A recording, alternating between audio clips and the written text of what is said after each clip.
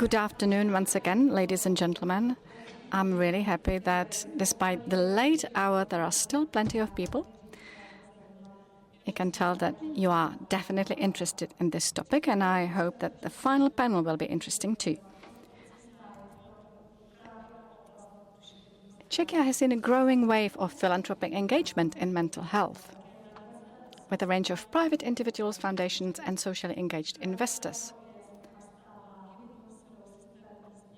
Philanthropists become the driving force of systemic changes and fostering new approaches, including PAT. In the next debate, we will focus not only on the motives of philanthropists, what makes them invest into mental health. We will be also asking which areas they find most important, how they evaluate the effects of their activities. Allow me to invite the guests for the next panel. Ondřej Fryc, managing partner at Reflex Capital. Good afternoon, Ondřej. Take a seat, please. Our next guest is Václav Dejčmar, philanthropist and co-owner of RSJ Group. Good afternoon. Jan Blaško, CEO and chairman of the board of directors at EUC Group. And unlike the previous panels, there's a woman represented on our panel, Lilia Khousnoutdinova, founder of the Propolis fund. Good afternoon.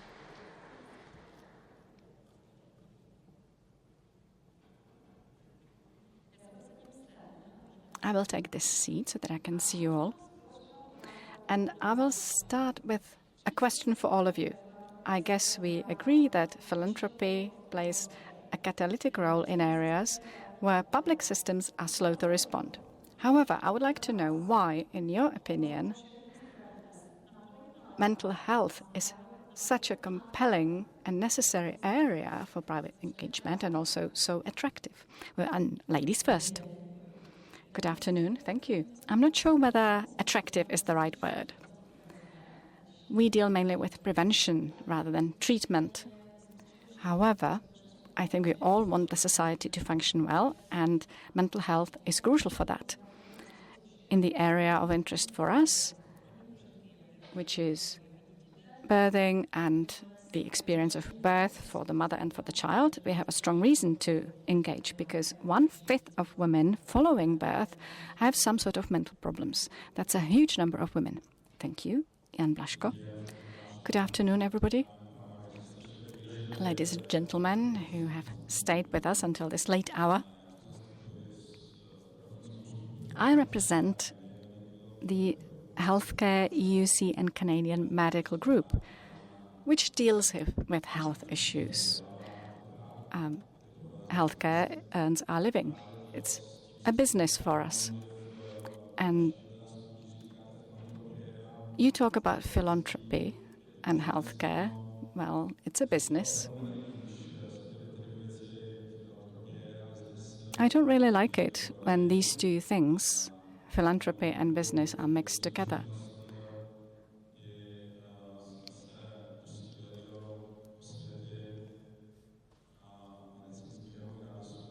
We tried, as a medical company, to engage with medical cannabis and awareness campaigns. We invested a lot of money, and the result was nowhere near wonderful. Therefore, I don't think it's a good idea to mix business and philanthropy. Good evening. There are 3 things which interest me as a philanthropist. It's something that I defined some time ago, and it's culture, education, and mental health. Why mental health? In principle, and it was clear to me many years ago, I was lucky enough to have been born into a time of big transformation. There are huge technological shifts which are not ending. On the contrary, they are accelerating. And I believe that we as people need to respond. We need to change our design. And that's a big vision. My smaller vision was that I wasn't really surprised when a few years ago in the West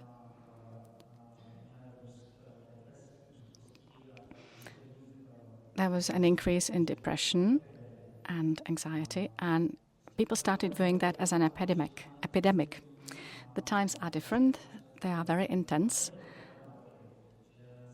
and especially for young people, it's so challenging that we have to do something. And there aren't that many methods, there aren't enough methods when you speak to experts. And one of the options are psychedelics, which we have been discussing. It's about the intensity, the speed, the options of treating, not really treating, but reframing the map of reality for these people who suffer from depression. And that's what we have to do. We have to view the world through different eyes, through a different map. And that's what psychedelics can do very quickly when used correctly. And if assisted by therapists. And therefore, I found it interesting, and I thought that this topic was going to be important. And the same goes for the subsequent steps that we have been discussing. Thank you. And Ondřej Fryc.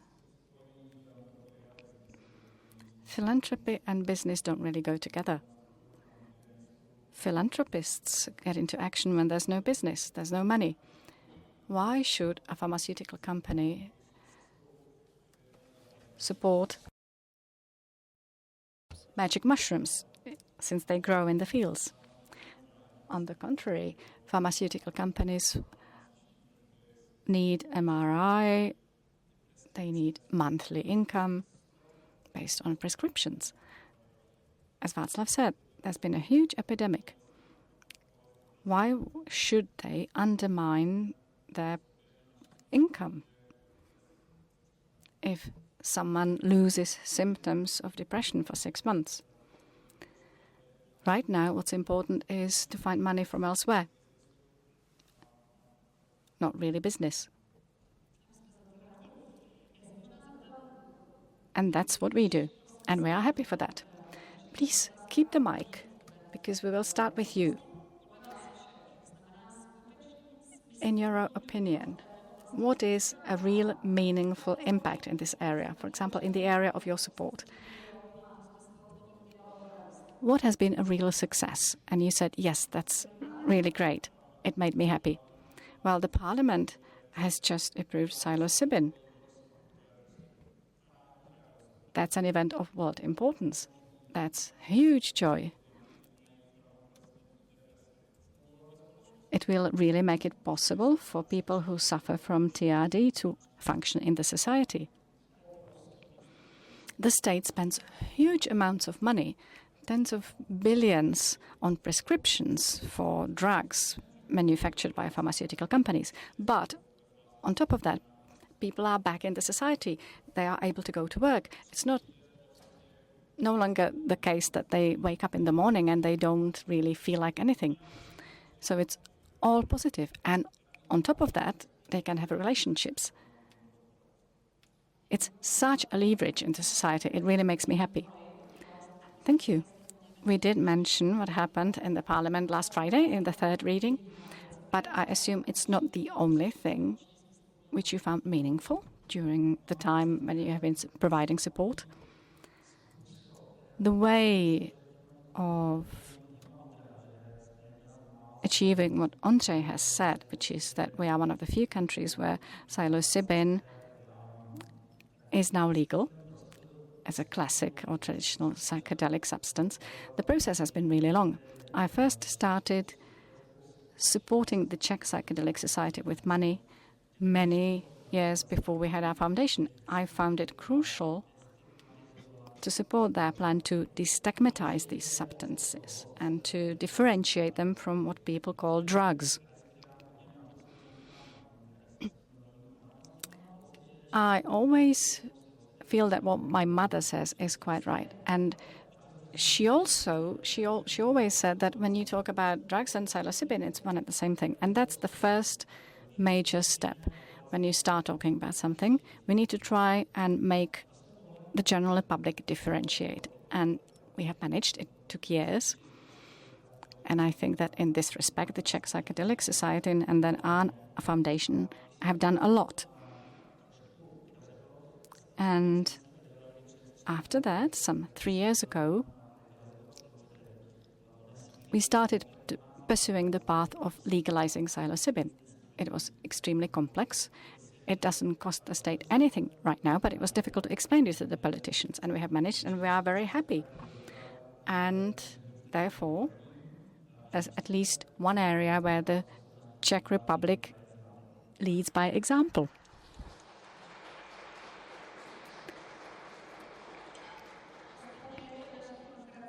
After all, the title of our conference is Czechia as a leader of the EU. And hopefully we will strengthen this position. Yes, it's about public awareness, about awareness campaigns. As my colleagues have said, as part of awareness raising, this was a big breakthrough. And we managed a similar thing with medical cannabis several years ago. It was legalized in the Czech Republic. I always stick to an idea. It's my age and my character. I will continue talking about cannabis. You wanted a positive story. What showed you that it was meaningful? Well, unfortunately, I have a negative story, but you might find it interesting. As you probably know, medical cannabis has been legal here for many years. We are a healthcare group which includes about 2,800 healthcare workers. We managed to train about 50 doctors so that they could prescribe medical cannabis. And you may not know, but you may. Cannabis is very effective to moderate pain. And after all, that was the reason why I found it interesting. Because during his last 20 years, my father was using alcohol to treat himself. And as you know, that's not a good way. I tried to prescribe medical cannabis to him. I tried to administer it to him. He kept refusing because there was no awareness raising. And for him, cannabis meant weed, and that's a hard drug, like all the others. Unfortunately, he spent 20 years with alcohol until he was admitted to an Alzheimer's center. So his final days were not pretty. And unfortunately, the journey of medical cannabis in the Czech Republic has not been pretty. It's not really prescribed. Doctors don't want to prescribe it because the duration is quite complex. Pharmacists don't want to mix it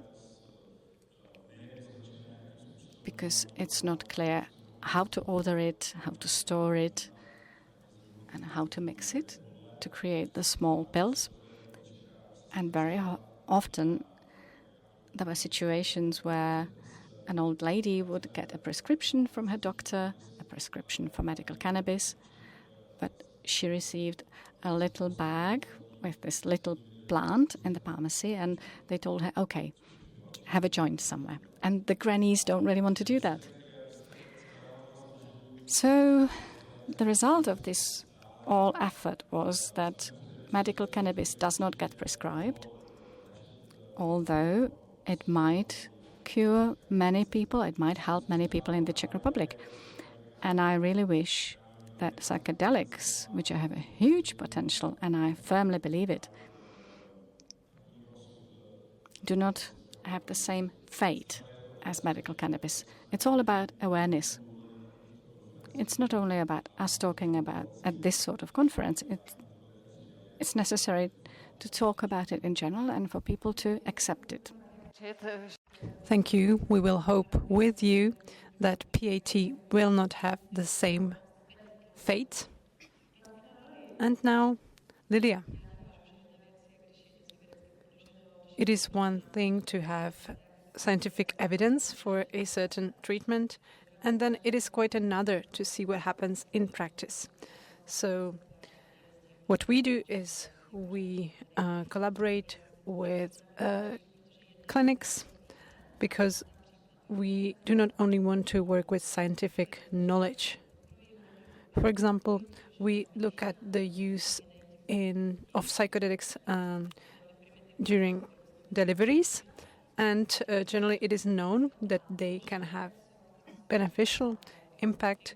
It can go for IGO, Herzog, or other international associations. All of them recommend verticalization.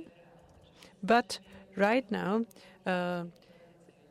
these substances are not actually used during births. So we need to change this gradually, and then we are happy whenever the results are good. We had a campaign 1 year ago on verticalization and mobilizing healthcare professionals, and we launched a project with a clinic in Ostrava, and there have now been 600 women who underwent this treatment in a maternity hospital in Ostrava, and the results are really good, which makes us happy. And then, although it is sometimes surprising, over the last decade, there have been researches suggesting that the use of certain medicines during births is correlated with certain symptoms in the children. So we should think twice before administering such substances to mothers, because this can influence the bonding between a mother and a child. It can influence lactation, and there are many, many impacts. Okay, thank you for this answer. It seems to me that awareness raising is really important. And I have a question for you all. What about philanthropy? How can it be designed so that it not only treats the symptoms, but actually helps the society as a whole to be more resilient in the long term? How should we design our support in order to make it really efficient? I think you kind of suggested the answer at the very beginning. When you say philanthropy, a majority of people think of money being given to dogs in animal shelters. That is nice, of course, but it only helps a limited number of dogs. You can even build a facility for dogs, but the best thing for all dogs is if you change the whole system, if you make the system more responsible. And I believe that psychedelics can help us do exactly that. In the past, this was the idea supported by only a limited number of people, but during the last decade, we have seen that this is the case, and we can no longer ignore it. Psychedelics will help relieve the suffering of many, many people. So whenever I can choose, although it is difficult and it involves risks, I choose systemic change, which is what we have been doing in Cyrus, and we have been successful, which is great. So this is my answer.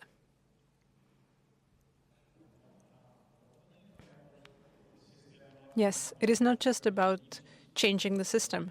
It is also about changing your approach to philanthropy.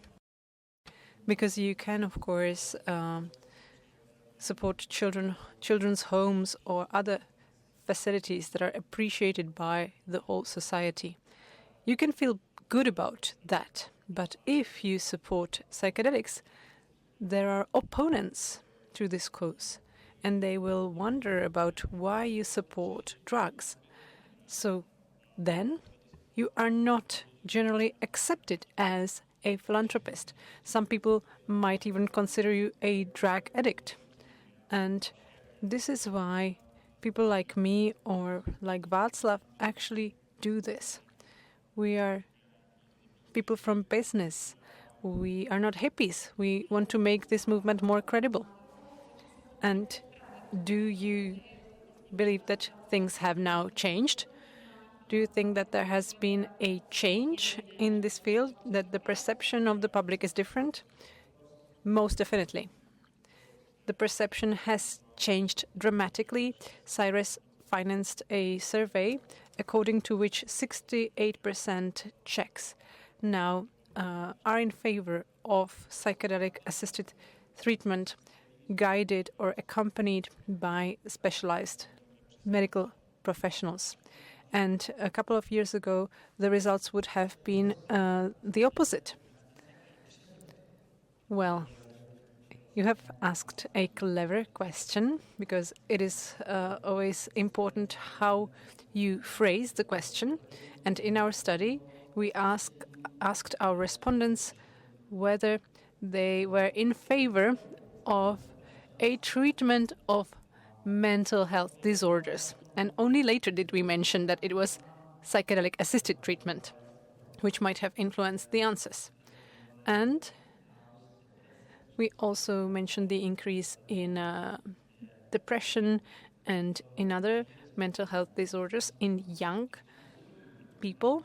And a majority of our respondents actually had a direct experience with these disorders. They either suffered from them themselves, or maybe their relatives had these conditions. So they know that this is a serious diagnosis which can influence your life in the long term. And if you respond to it correctly, then it can have a huge impact. And we managed to influence the public opinion in this topic. Yes, I have also seen that things are changing and more people are interested in this topic. You asked what our goal could be, or what the foundation could be. And I think that the most important thing is prevention. And of course, we are a medical company, so it is a bit controversial to say this, but in the past we started working with hospitals, but later on we found out that what we enjoyed most was building a network of outpatient care. So right now we collaborate with around 2,800 healthcare professionals, and we focus mainly on outpatient care. We no longer offer inpatient care. And just like every one of you, I do not want to spend time in a hospital. I do not want to be bedridden. And when I have an issue, I'm willing to see a GP or even a specialist. But ideally, I do not want to spend time in a hospital, on a hospital bed. So this is why outpatient care has been interesting for us. We have been enjoying our work in this field. And of course, an important part of outpatient care is prevention. And prevention is also important in the field of mental health. I can only second what my colleague said. He spoke of an epidemic or of a pandemic. And there has been a pandemic of mental health disorders in the Czech Republic, especially when it comes to younger generations. The growth is really massive. And we do have a big healthcare group, but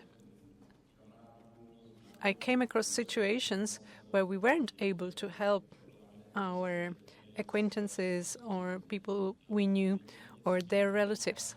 And it is a terrible sight. The situation is quite critical, but it brings us back to the same foundation, which is prevention.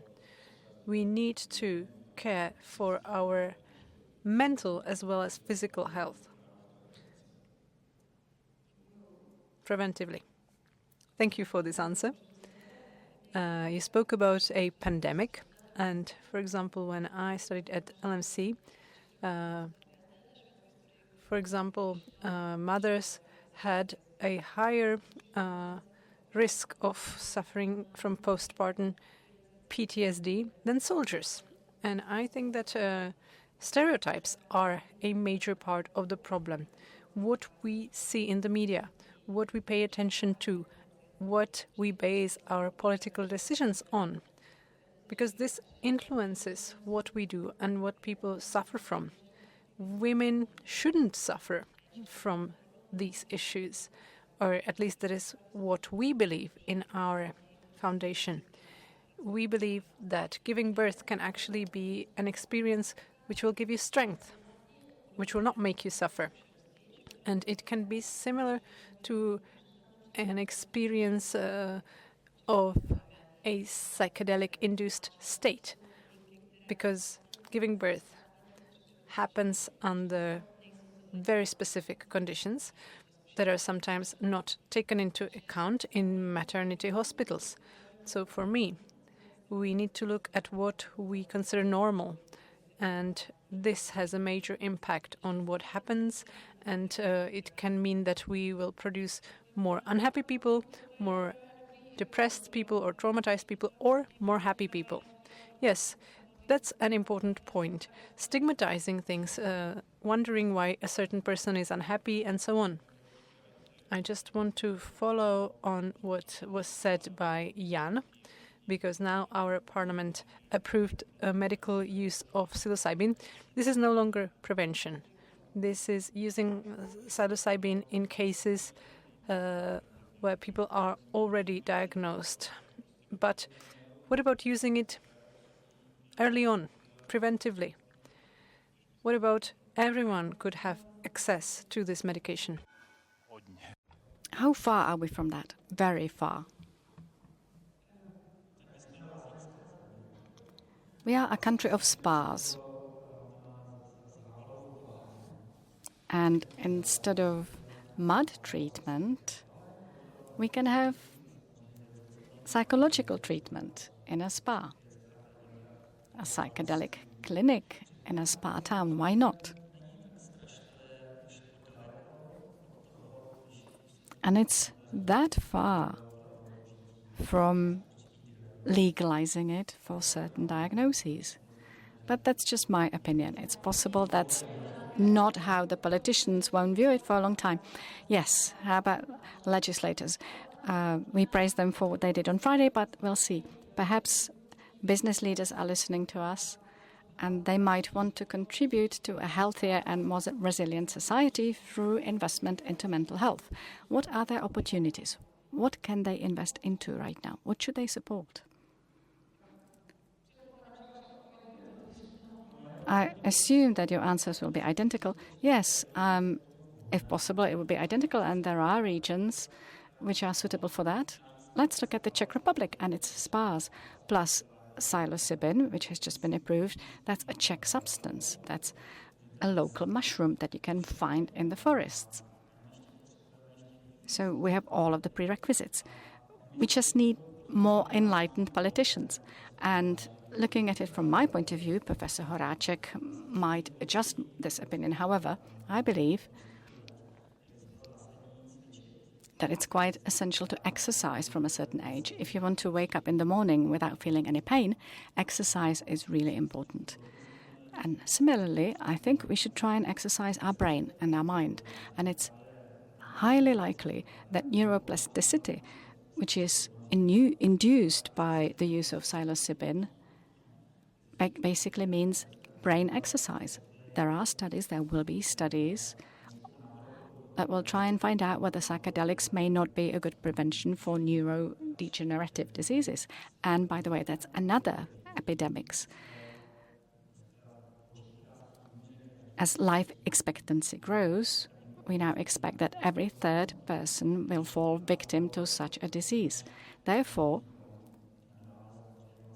obviously, our foundation wants to support a number of scientific studies, but if there is evidence which shows that this is another possibility, another use of these substances, that would be amazing, because current medicine does not know what to do.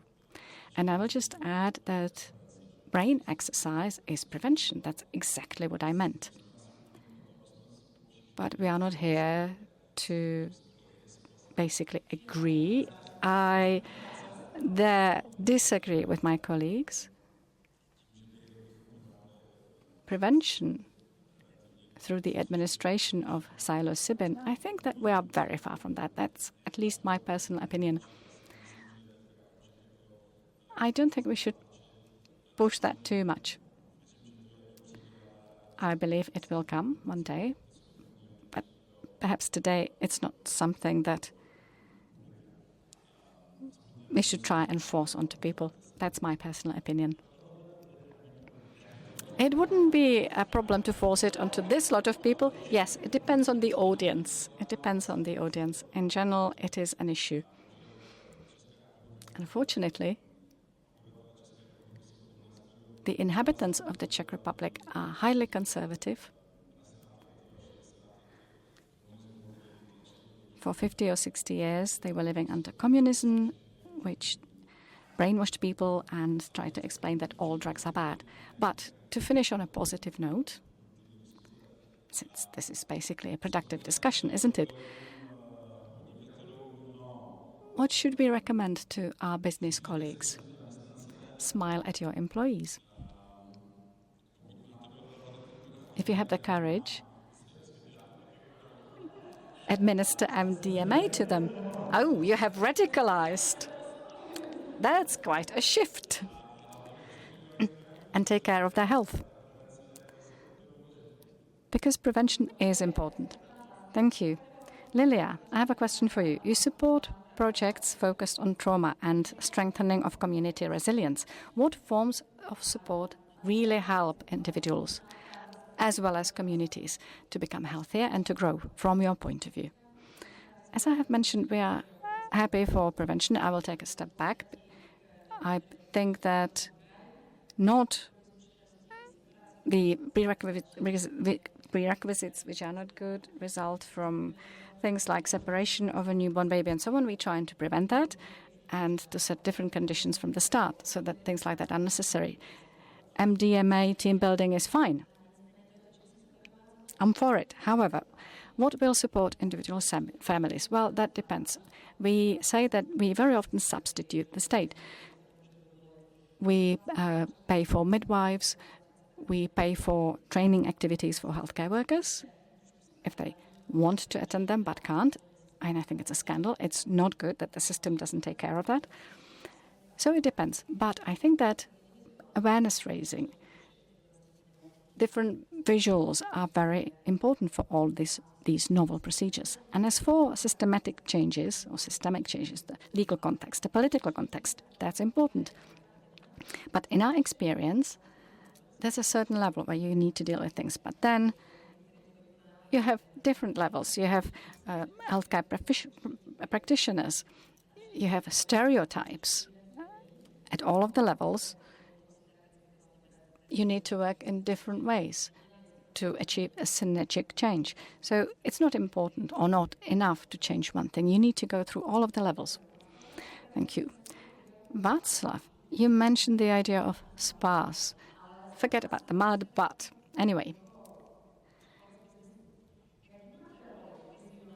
Your background is business. How do you perceive the initiatives of visionary private individuals when we talk about mental health?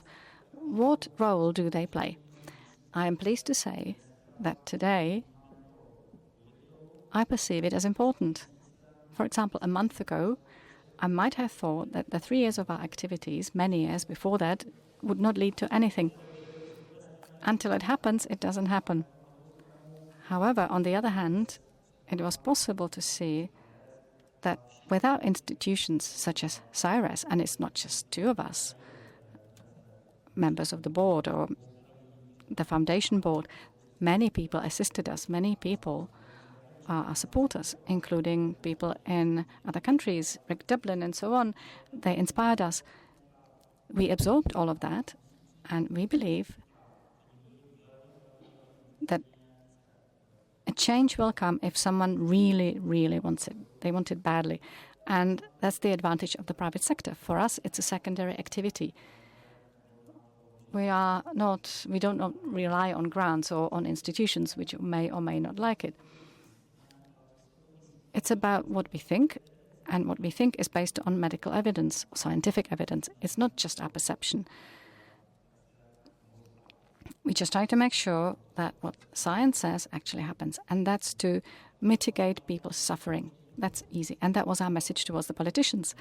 When I was leaving, well, basically, when you talk about moderating suffering, and that's a beautiful Buddhist motto, that was something that everybody was willing to listen to. And how much money did it cost? When you just look at the foundation, the journey towards Friday's approval, how much did it cost? It wasn't that much money, actually. It was a lot of efforts. It was millions, yes, but it cost a lot of times of various actors. And the result is obviously uncertain. And public surveys, and that's one part of the mosaic, one part of the jigsaw, which is important for politicians to see that things like that have support. You have to think about it carefully. You have to be able to put the jigsaw puzzle together. There's no manual for that. You really need to be committed. You need to be adamant. You have to be convinced that you are right. And together with my colleague and the CIRES team, we are convinced. And there are things that we can follow up on. In the 60s, in the 70s, the Czech Republic was a psychedelic powerhouse. Stan Grof emigrated from the Czech Republic. He emigrated to America. Why not follow up on that, and why not become a psychedelic powerhouse again? Thank you. Ondřej, would you like to add anything? I might just perhaps say that you need commitment, you need effort, and need a bit of luck and some stories. The main shift in the perception of the society in favor of psychedelics came about 3 years ago, when there was this conviction of the 2 shamans for 8 years in prison. It was so absurd when you compare it to punishments for raping your own child. You just shake your head and wonder how that is possible. And it's a story which is so easy to tell. CIRES decided to take advantage of this case, to help medialize it and set the correct narrative in the society. And I can say that CIRES did pay for a professional PR campaign to make sure that the narrative was not like drug dealers from Poland administer poison to poor souls in the Czech Republic who go mad afterwards. It's nice people with little drums are unjustly prosecuted and sentenced to 8 years in prison. Young people whose lives we are going to destroy. And thanks to this story, the people who are not aware of drugs or whatever, and they do not understand that it's all one and the same thing, such people read the story and they probably thought, okay, there is something to it. A question to Jan. As we have said, your experience is from private healthcare, but how do you perceive the combination of philanthropy and clinical care? Can these 2 worlds meaningfully coexist and supplement each other? Honestly, I'm not able to give a good answer, apart from the examples I have quoted. I do not have such specific experience. EUC has a foundation to support nurses primarily, healthcare workers basically, and we do not focus on any other part of healthcare. And honestly, CIRES and my colleagues, well, what they have managed to achieve in the last few years when it comes to awareness raising about psychedelics, that's unique. We only became engaged thanks to a discussion with the boss of the foundation, Jana Bednářová, and Professor Horáček.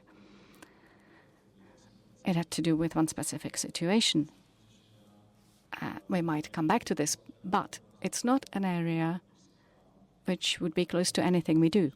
I think I will stop because both colleagues are looking at me and wondering what else I will say. The same goes for the gentleman. Right, Jana? Okay.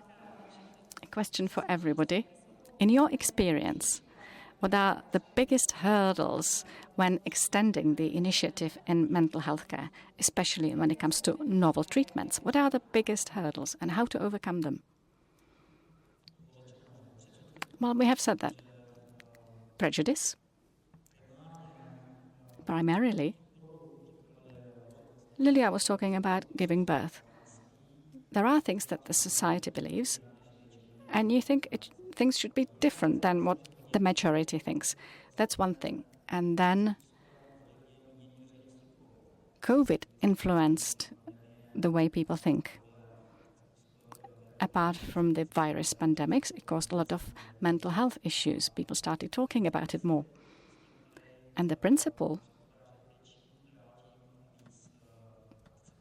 which I find increasingly accepted, is that psychosomatics is not shamanism or mumbo-jumbo.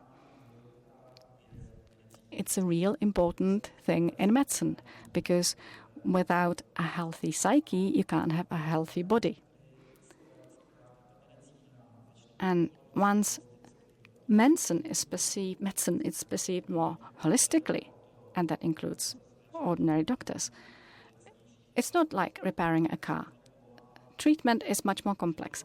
That helps in all of our efforts. The paradigm is changing slowly. You can try and assist that, and you have to be ready at the right moment. It's not possible to do it all on your own, regardless of what your vision or your organization is. You have to find the right time and the right space. But when it's coming, you have to be ready. Thank you. And I would like to build on this because it is maybe also due to us glorifying suffering. People boast about drinking a lot of coffee. Burnout is something people are proud of. They feel proud of the fact that they are overworked. And if we glorify suffering, then it creates prejudice. People are biased against mental health disorders, and what we should glorify is actually good mental health, taking care of your mental health, doing things correctly and not burning out. And maybe this has to do with the broader cultural context. I am a historian, and I know that in the Christian tradition, we still glorify suffering, and this should be changed. Suffering should no longer be considered a virtue.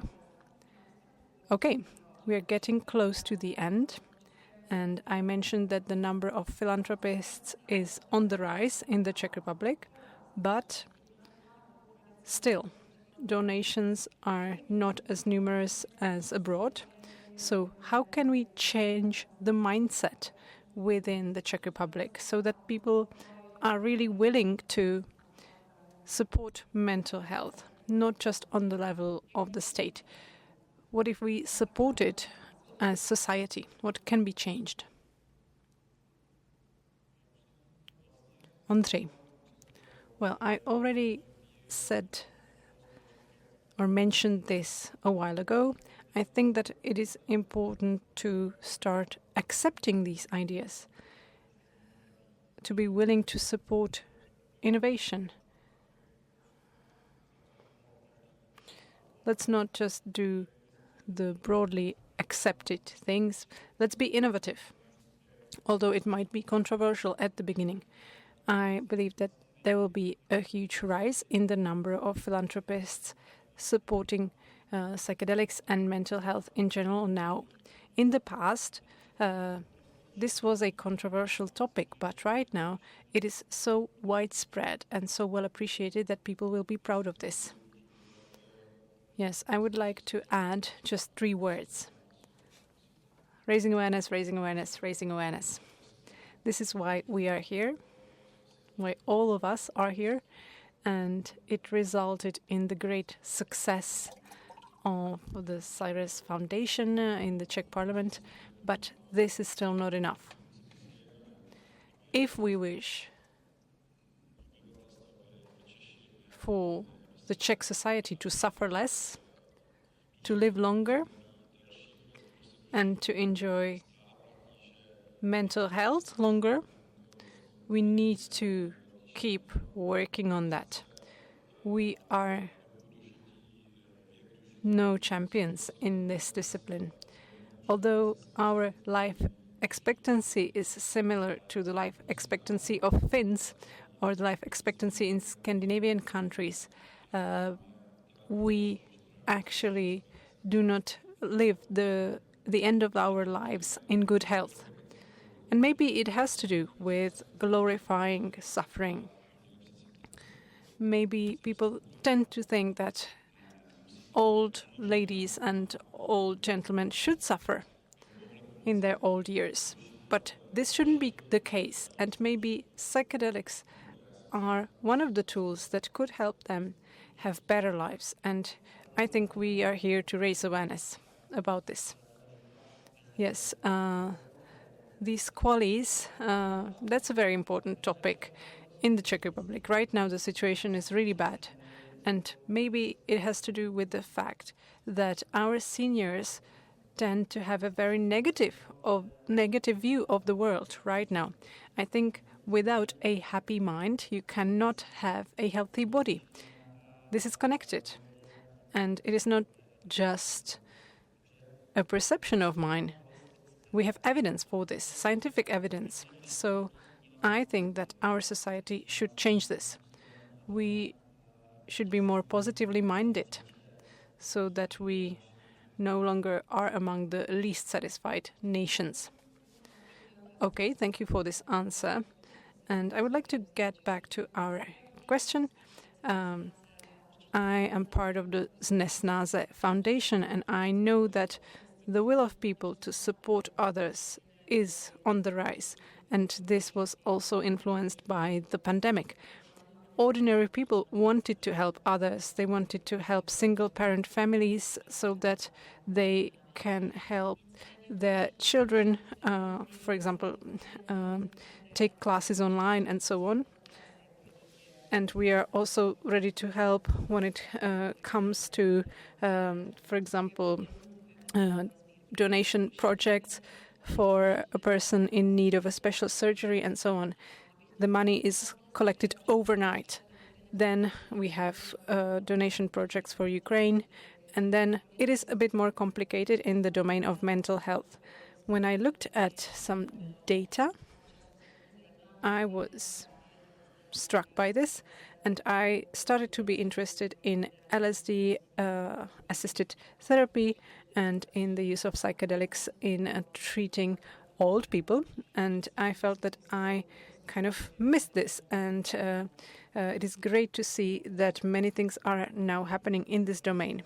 Yes, I'm glad to hear this. For all my life, I was completely against any psychomodulatory substances. But when I looked at the research, I changed my mind. I probably am not a person who would change their mind based on an awareness-raising campaign. But when I had the scientific evidence, I saw that I had to learn more about this and change my mind. So if there are people among you with some money to spare, this research is quite costly, so do invest in it. It can cost up to millions or tens of millions of Czech crowns. And it is crucial to have clinical evidence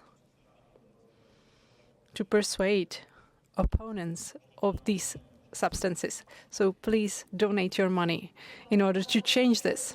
Okay? This was the final message of our panel.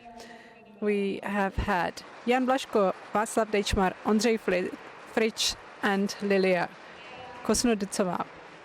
And now I would like to say goodbye to Lilia, and we will be joined by one of the co-founders of Philanthropist, Jiří Horáček.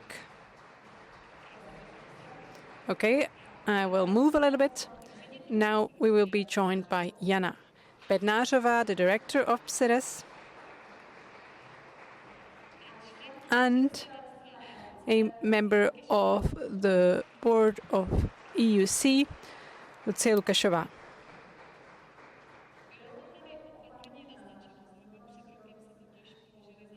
We have partly mentioned this because a year ago a project started focusing on Ukrainian soldiers suffering from PTSD, and the data obtained in the framework of this project will be then published so that anyone suffering from PTSD can benefit from them. This project was held under the patronage of the Cyrus Foundation, and it cost 15 million Czech crowns. The design was made by Professor Horáček, and Jan Blaško decided to support this project, and we are extremely grateful to him. So please give him a hand. Pane profesor. Professor, I would like you to answer the question, in what is this study unique? Okay, I would like to explain how this project came about. In 2023, I went to the Amazon, and we were shooting a film on administering ayahuasca among indigenous inhabitants. And one day later, after my arrival back to Czechia, I went to Ukraine as part of a project in which Czechia wanted to identify areas where it could help in Ukraine. And my domain had to do with psychiatry, of course. I had a strong experience which was even stronger than what I experienced in the Amazon. And I actually, until that point, knew no people who were directly implied in the events in Ukraine. And then I was faced with it all. Demolished houses, people suffering from extreme conditions, and I felt like I needed to do something. I wanted to fight, but then it seemed a little bit absurd. So I decided to draft a protocol for a quick treatment for PTSD. Me and my colleagues came up with a protocol which is especially designed for soldiers coming from the front line who are about to spend 3 weeks in a dedicated center for traumatized soldiers, and then they often return to the front line or they become civilians. And we wanted to do our best for these people during the 3 weeks that we had. So we prepared a special protocol for them, and I'm very grateful to Jan and to EUC for being the main donators within this project. And at first we wanted to use MDMA. In this project I was definitely in favor of it, but then we had qualified estimates, and we decided to start with ketamine because it would be quicker to send ketamine to these soldiers. And I also trained Ukrainian professionals who administer these substances, and I'm very grateful that we also had a conference with our Ukrainian counterparts where people shared their experience with ketamine-assisted therapy in soldiers in Ukraine. And the enthusiasm that we have here is now shared by our friends in Kiev. Okay, thank you. Jan Blaško supported this project, and my question is why? Why this project? Well, it is because it is very specific, it is targeted, and I like it when things are specific. even before that, I had been in touch with Jana Bednářová and with Professor Horáček, and I saw many ongoing studies in the field of psychedelic-assisted therapies, projects carried out by Cyrus, and it was plain as day. Ukrainians are almost our neighbors, and they're really close to us. There are not many nations so similar to us. And what they are experiencing right now is a huge catastrophe, a huge disaster we couldn't have imagined some years ago. My children, I have 2 children, and one of my children lived in Australia, but they decided to come back to Czechia because our country is safer and more comfortable. Then my other child studied in London, and they have a contract within the NHS. But again, they decided to come back to the Czech Republic because it felt better and safer. But I said maybe it wouldn't be so forever. And then the war started, and we see tens of thousands of people suffering from it. We hear about their stories, and probably the stories will get worse and worse. We see that there are hundreds of thousands of people suffering from PTSD, and we have no simple treatment for this. Conventional treatment cannot resolve this, as we have heard multiple times today. So maybe this is a path forward.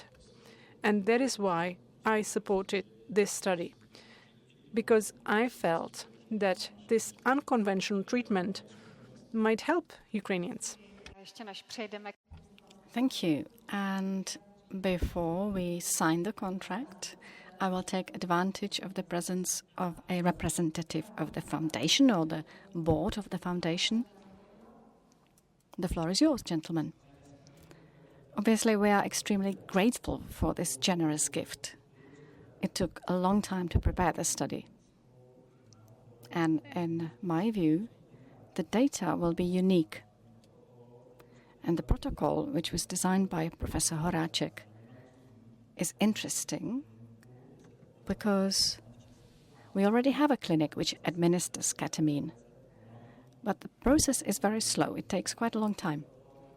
And this particular protocol for Ukraine is truly innovative to make sure that the crowds of soldiers who are coming back from the front line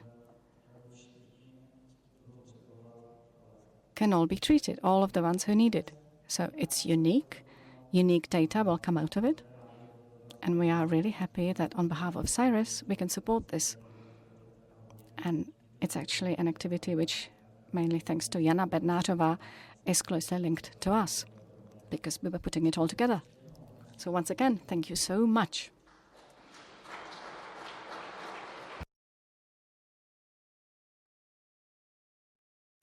Very good. Let's do it. A big moment, ladies and gentlemen. Signature time.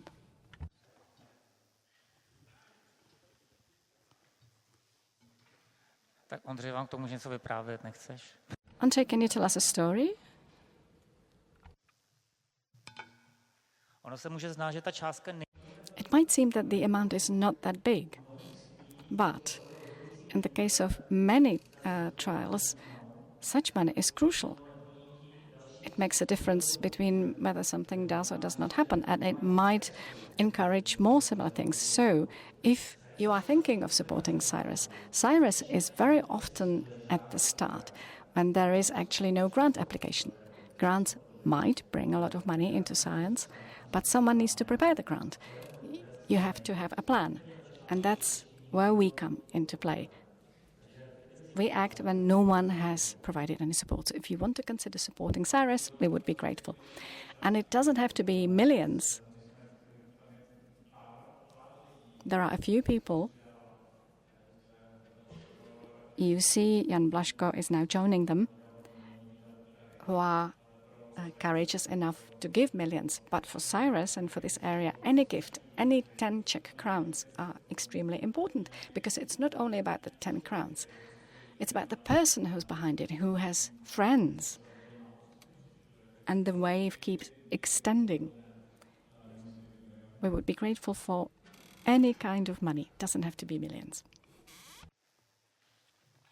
Podepsáno? All signed? Thanks once again. Thank you and congratulations.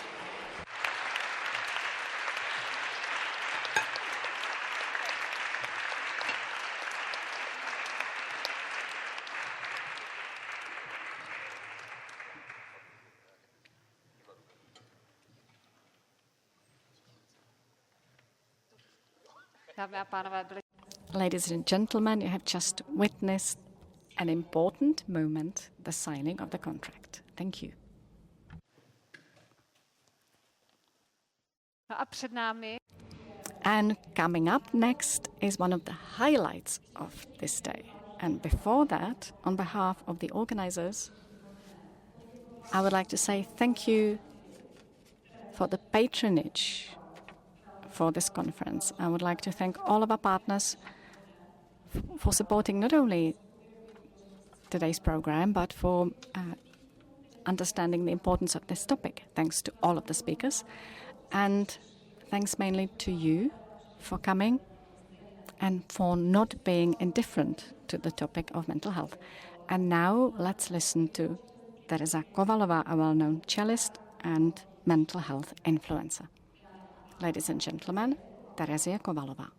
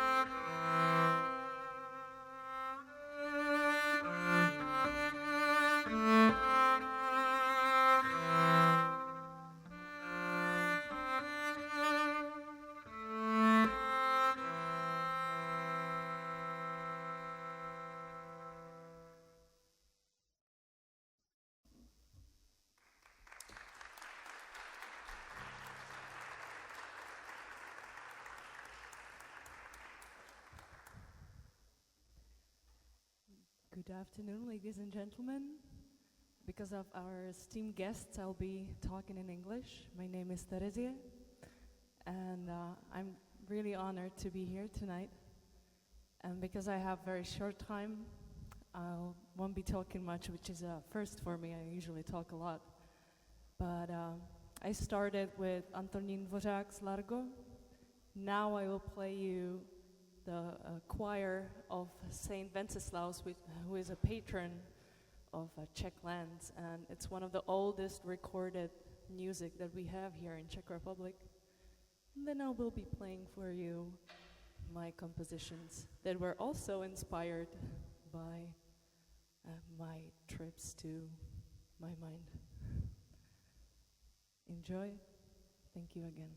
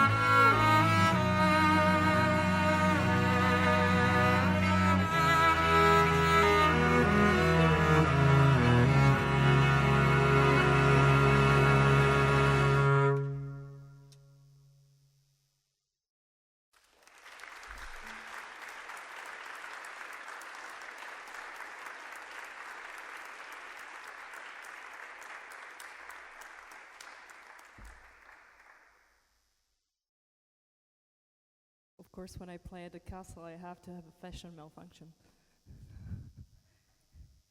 Okay, so does anybody know what time it is? Because I was having a time here and my picture is there, so I don't know nothing now. Okay, so we have time. Amazing.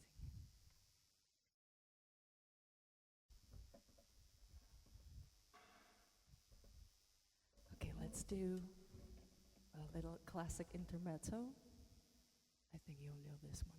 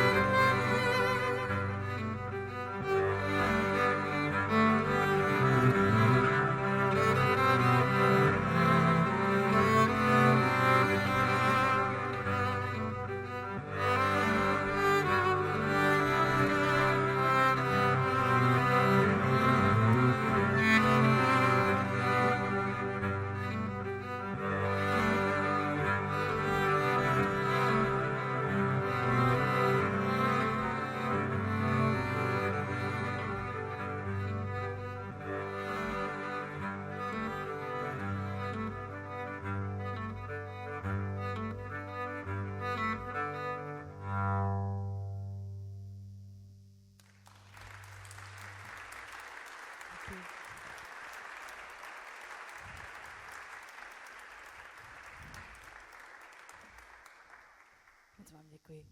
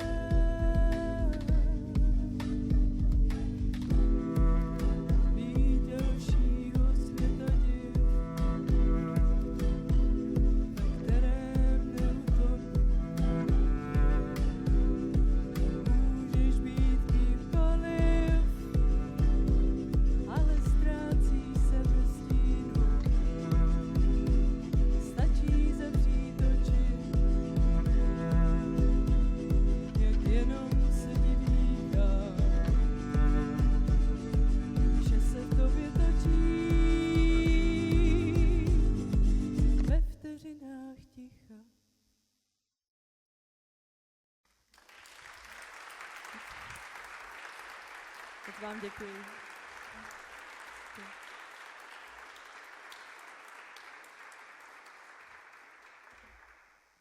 Moc děkuji.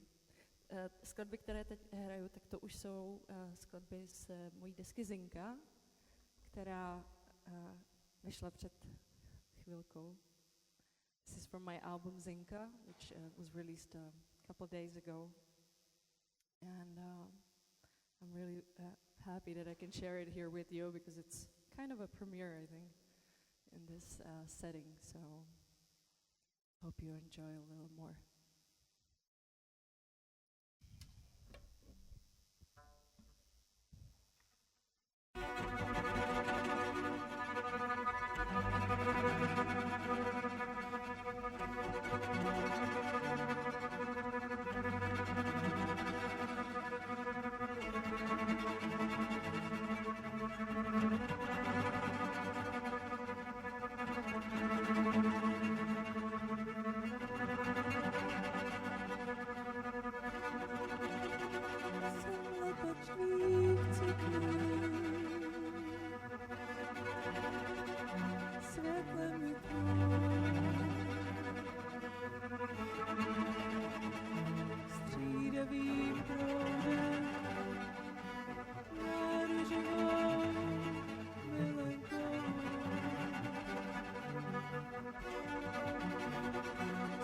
vyděšeným koněm osedlám výčitkou.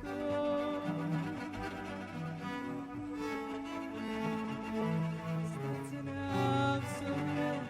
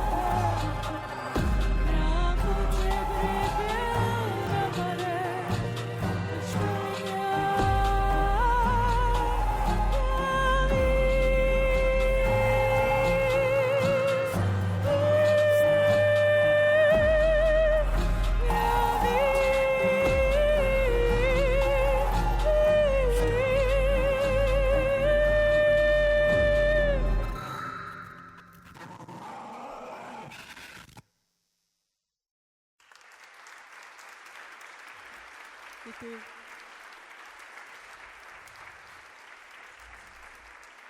Thank you. We have a couple more minutes left, so I think now is the time for English song finally.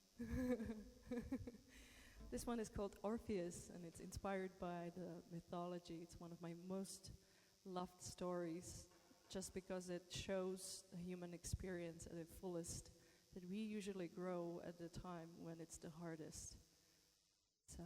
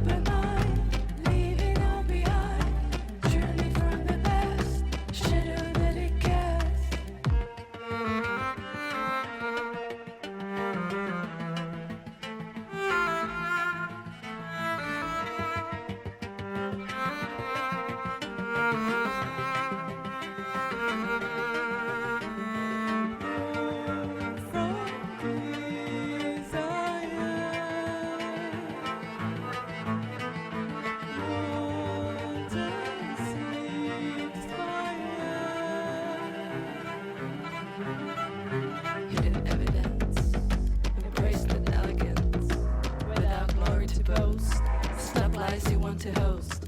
Desire fuels fire, break down the tower. Swim within flames, sweet misty water chase.